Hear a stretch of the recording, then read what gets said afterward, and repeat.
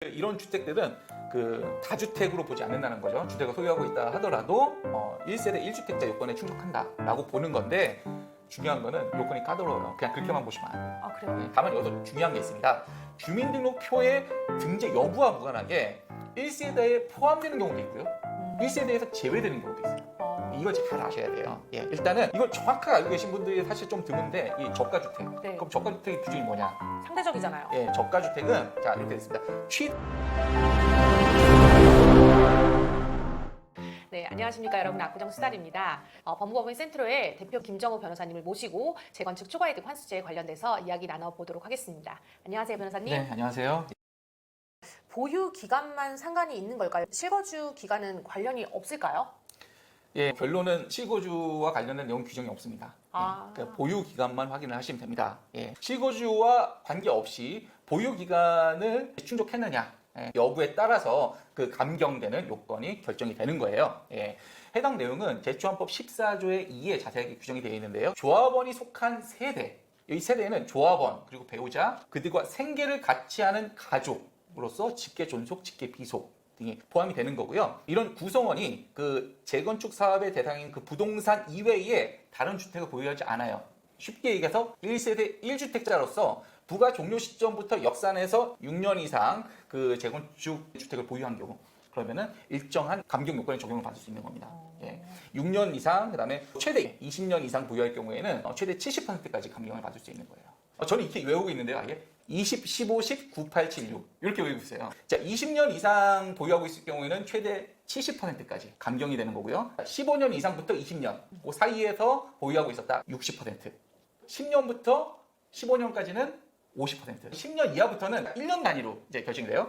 9년, 8년, 7년, 6년. 6년 이상 보유를 했다. 6년부터 7년까지 보유했다 그러면 10% 감경이 되는 겁니다. 이 내용도 꼭 잘 체크하셔서 감경을 다 받을 수 있으면 좋겠습니다. 더 자세히 여쭤볼게요. 재건축 부담금을 줄이기 위해서 부가 종료 시점부터 역산해서 6년 이상 재건축 대상 주택을 보유하고 그 기간 중에 주택수는 상관없이 부가 종료 시점인 준공 시점에만 1세대 1주택자면 된다. 이런 의미가 맞나요? 아니요, 그런 의미가 아니고요. 네. 예, 1세대 1주택자로서 보유 기간을 충족하셔야 돼요. 두 개가 동시에 충족이 돼야 됩니다. 예. 한번 예를 들어볼게요. 자, 2030년에 만약 준공이 돼요. 2024년부터 보유를 했어요. 그러면 2024년부터 2030년까지 6년간 보유를 한 거잖아요. 최소 감경 요건에 해당이 되겠죠. 예. 근데 만약에 2025년부터 2027년까지 1세대 2주택자였어요. 그러면은 그 기간은 빼야 되겠죠. 1세대 1주택자로서 보유한 기간은 4년이니까 네. 감경 요건에 해당하지 않아서 적용을 받을 수 없겠죠. 예. 그러면 이때 주택으로 포함시키지 않는 주택들이 있다고 들었어요. 그래서 네, 맞습니다. 네, 상속, 그러니까, 예. 혼인, 부득이한 사유의 주택 및 사업시 인가일 이후에 거주를 위해 매입한 대체주택, 그 외에 저가주택은 주택수에 산정하지 않겠다라고 이해해도 될까요? 예, 맞습니다. 이런 주택들은 다주택으로 보지 않는다는 거죠. 주택을 소유하고 있다 하더라도 1세대 1주택자 요건에 충족한다라고 보는 건데, 중요한 거는 요건이 까다로워요. 그냥 그렇게만 보시면 안 돼요. 아, 그래요? 예, 일단 첫 번째, 상속과 혼인으로 그 주택을 보유하게 됐잖아요. 그때는 보유한 기간이 5년이 넘으면 안 돼요. 네. 취득하시고 나서 5년 이내에 그것을 처분하셔야 돼요. 이 법이 시행된 게 2024년 3월 27일이니까 그 이후에 만약에 취득했다고 하면 5년 이내에 뭐 처분하면 되는데, 만약에 네. 2024년 3월 27일 전에 이미 받았다. 그리고 5년도 넘었다. 그럼 이건 어떻게 되느냐? 이게 좀 불합리하잖아요. 네. 그렇죠? 그래서 이제 법은 어떻게 규정이 되어 있냐? 만약 2024년 3월 27일 이전에 상속 또는 혼인으로 취득을 했다라고 한다면 그 기산점을 2024년 3월 27일로 적용하도록 규정이 되어 있습니다. 즉, 이 날짜 이전에 취득한 거는 이때부터 2024년 3월 27일 이후부터 5년 이내에 처분하셔야 돼요. 또 하나, 실거주를 위해서 취득한 대체주택의 경우에는 부가 종료 시점, 준공인가 시점이죠. 부가 종료 시점부터 그 이전에 최소 1년 이상 거주를 하셔야 돼요. 거주만 하면 되는 거냐, 그냥 이것은 계속 가지고 있어도 되는 거냐, 그건 아닙니다. 여기서 대체주택이라는 것은 부가 종료 시점 이후에 3년 이내에 이것도 처분하셔야 돼요. 이것도 파셔야 돼요. 네. 그럼 부가 종료 시점이 준공 인가 시점으로부터 3년, 3년 이내에. 이내에 그 예. 사이에 대체주택이라고 하면 사업시행 인가 이후로 이제 거주를 위해서 사시는 주택을 말하는데 이 네. 주택을 그 시점에 팔면 된다라는 예, 거죠. 맞아요. 예, 하셔야 돼요. 마지막 이게 또 중요한데요. 정확하게 알고 계신 분들이 사실 좀 드문데 이 저가주택. 네. 그럼 저가주택의 기준이 뭐냐? 상대적이잖아요. 예, 저가주택은 자 이렇게 됐습니다. 취득 당시의 공시가격입니다. 취득 당시의 공시가격이 3억 원 이하. 예, 3억 원 이하의 주택을 의미하고요. 또 중요한 게 하나 더 있어요. 그럼 모든 주택이 그러냐?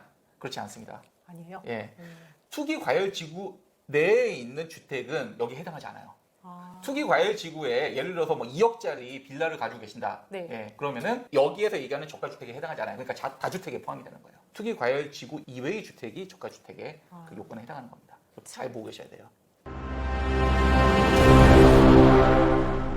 네, 그러면 할인율을 계산하는데 보유 기간이 언제까지로 산정될까요? 관리처분 인가일, 아니면 입주일, 혹은 재건축 후 등기일.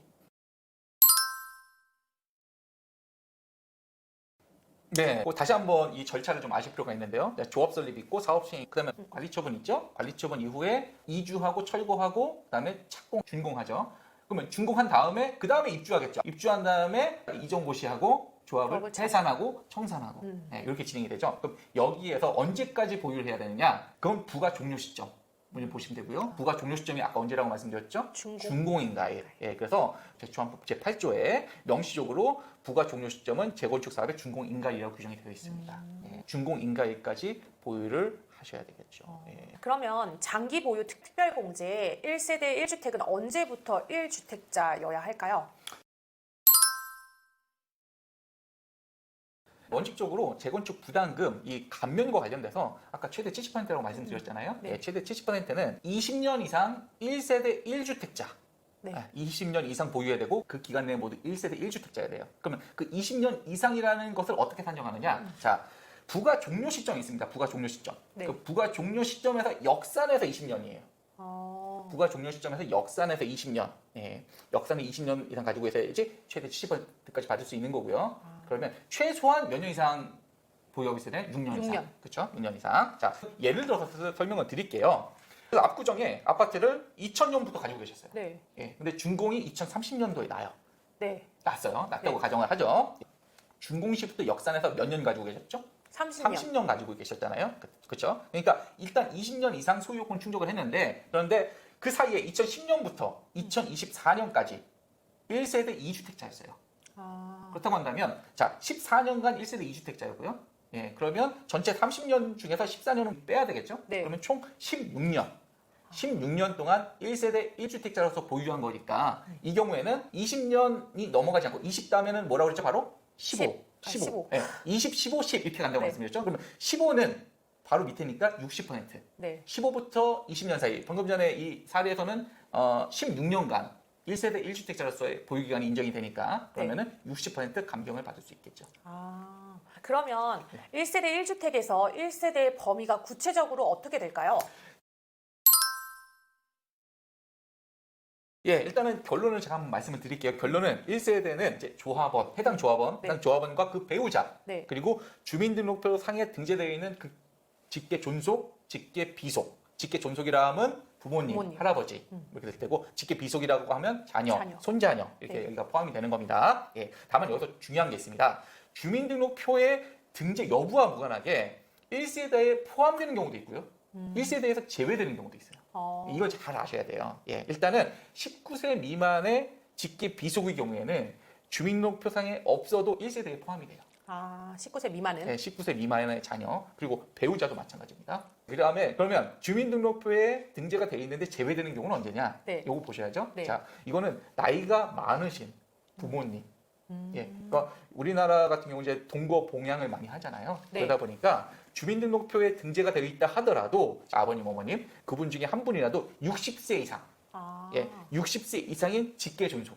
계신다고 한다면 그 직계 존속은 1세대에서 제외가 돼요. 아. 주민등록표에 함께 등재가 돼 있다 하더라도 60세 이상은 제외된다 이렇게 알고 계시면 돼요. 그럼 한 세대 기준에서 부가 종료 시점 현재 19세 이상인 경우 소득세법에서 규정하는 30세 미만이면 혼인하지 않고 중위소득, 평균소득에 해당하는 현재는 한 90만 원 가량으로 들었습니다.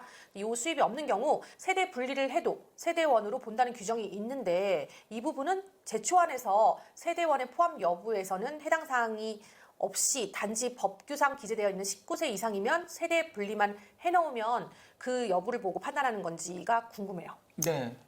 예, 일단 맞습니다. 예, 제초안법에서는 그 시행령에 해당 내용이 규정이 되어 있는데요. 예, 19세 이상의 경우에, 19세 이상자의 경우에는 그 세대별 주민등록표의 등재 여부, 예, 이것만 보고 하나의 세대 여부인지 판단을 하도록 그렇게 규정이 되어 있습니다. 제초안법에 있는 것과 다른 법에 있는 그 내용들, 이게 그 법의 취지를 잘 보셔야 되고요. 여기에 있다고 거기에 다 적용되는 거다 이런 게 아니에요. 예, 제초안법에 있는 거는 제초안법의 적용 여부만 판단하기 위해서 규정이 되어 있는 거니까 예, 이 법을 잘 보셔야 되고 아까 말씀하셨던 소득세법은 소득세와 관련된 내용이니까 제도와 관련돼서 적용 여부를 판단하기 위해서 규정이 되어 있는가 그거 따로 보셔야 되고요. 예, 그렇습니다. 네, 사실 뭐 영상들 찾아보면 이렇게 자세하게 제초안에 관련돼서 이런 부분 세부적인 부분까지 짚어주는 영상이 아마 없으실 거라고 생각이 듭니다. 다시 한번 이 센트로의 대표 변호사이신 김정호 변호사님께 너무너무 감사하다는 말씀 드리고 싶어요. 너무 감사합니다, 네, 변호사님. 예, 네, 감사합니다. 네, 여러분들 영상이 도움되셨다면 좋아요와 구독, 알림 설정 부탁드리고요. 다음 시간에도 유익한 정보로 찾아뵙겠습니다. 감사합니다.